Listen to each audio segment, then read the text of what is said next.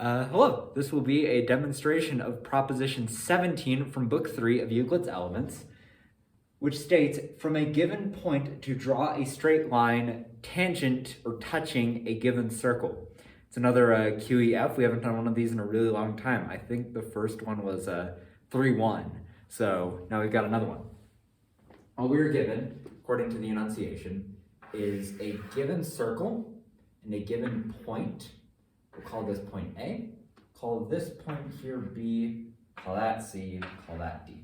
Right, so all we're given is the circle BCD and the point A.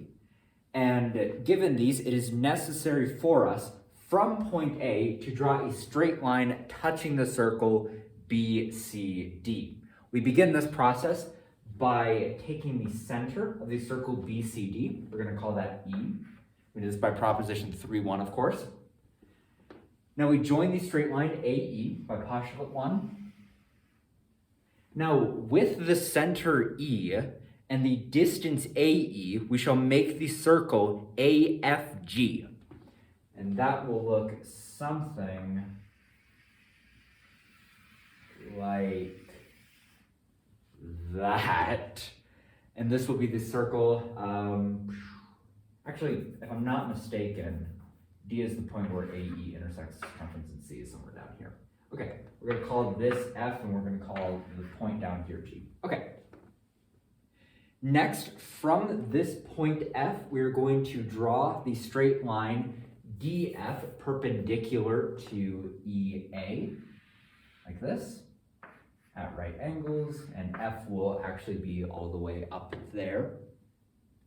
Now we shall join the straight line EF, and given that the point B here is where the straight line EF intersects the circumference of the given circle, we're going to join the straight line AB like so. Man, that's nice. Okay, now I shall prove that this straight line here which we have made, the straight line AB, is the straight line from the point A tangent to the circle BCD.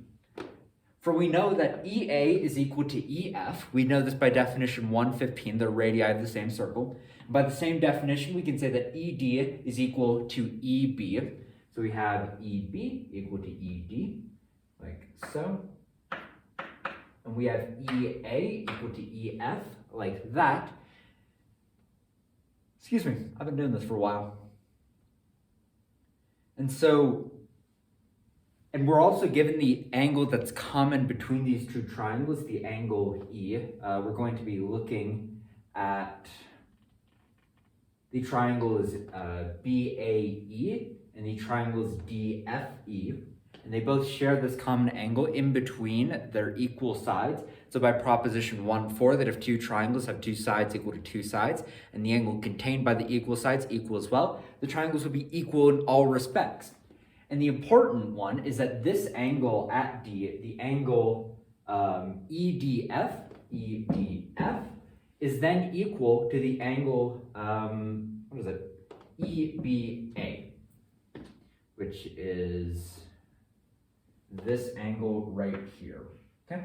So the angle at B here is equal to the angle at D there. And we know that the angle at D, because of the way we constructed DF, is a right angle. The angle EDF is a right angle. And so whatever it's equal to by common notion 1 will also be a right angle. And so we can say that the angle EBA being equal to the angle EDF is then also a right angle.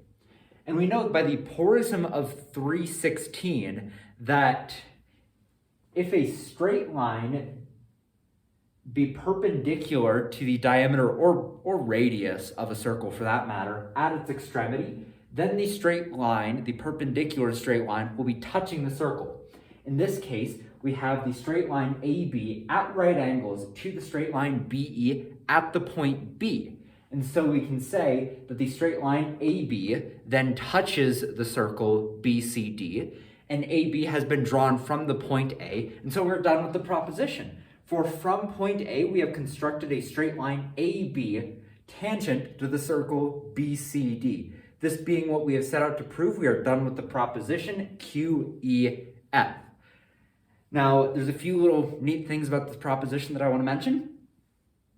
First, in the enunciation, though Euclid doesn't specify where the point must be, we can eliminate at least that the point can be inside the circle. It's impossible to draw a straight line touching a circle from a point within it, so we don't need to consider that. And if it's simply on the circumference of the circle, then this is trivially easy. We connect the given point to the center of the circle, and then using 111, we draw the straight line perpendicular to it.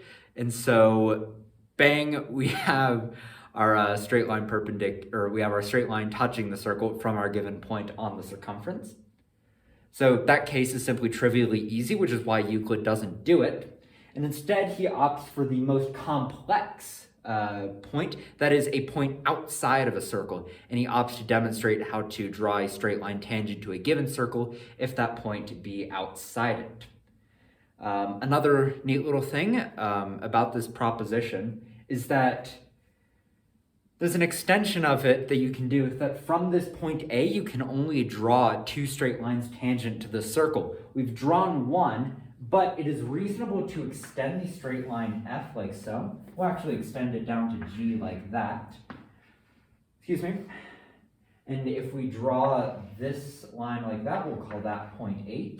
Then AH we can show is also tangent to the circle, just by going through the same demonstration.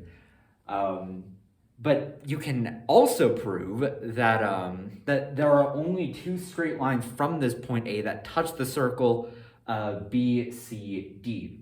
Because what ends up happening is if there is a third straight line, we do this indirectly by a reductio. If there is a third straight line that touches the circle, then it has to look something like that. We'll call that a straight line ALK, like that, and it touches the circle. Excuse me. And the problem that you end up having is that you have a triangle. Oh, excuse me. You draw, from the point of tangency there. And what happens is that you know this angle right here has to be a right angle because the straight line's touching it. But it's also contained within a right angle like that. And so we have a contradiction with Prop 121, where the angle of a triangle inside another triangle is actually equal, or the angles are actually equal when the angle of the triangle inside should actually be greater. So you can do that cute little thing.